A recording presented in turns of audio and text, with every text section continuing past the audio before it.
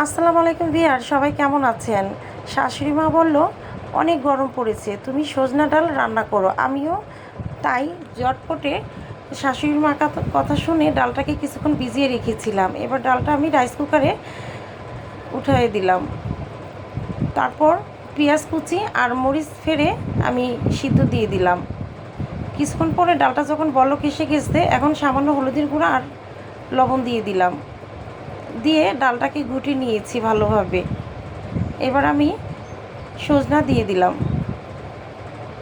সজনাটা যখন সিদ্ধ হয়ে এসে গেছে, এবার আমি টমেটো দিয়ে দিলাম, টমেটো কুচি। কড়াইতে তেল গরম করে নিয়ে পেঁয়াজ কুচি আর রসুন ছেঁচে দিয়ে 2-3টা শুকনো জাল দিয়ে সামান্য আস্ত জিরা দিয়ে দিলাম। এতে ডালের স্বাদ আর অনেক ভালো লাগে। এই সেন্টটা আমার শাশুড়ি মা বলে তুমি যে ডাল রান্না করো, এই ডালটা অনেক মজা লাগে। তাই কথা বলতে বলতে সজনে ডালও আমি দিয়ে সামান্য ধনেপাতা দিয়ে নাড়াচাড়া করে ডালটা আমি রান্না করে নিয়েছি। ডালটা খেতে অনেক মজা হয়েছে। দেখেছেন ডালটা দেখতে কি লোভনীয় লাগছে। শাশুড়ি মাকে খেতে দিয়েছি।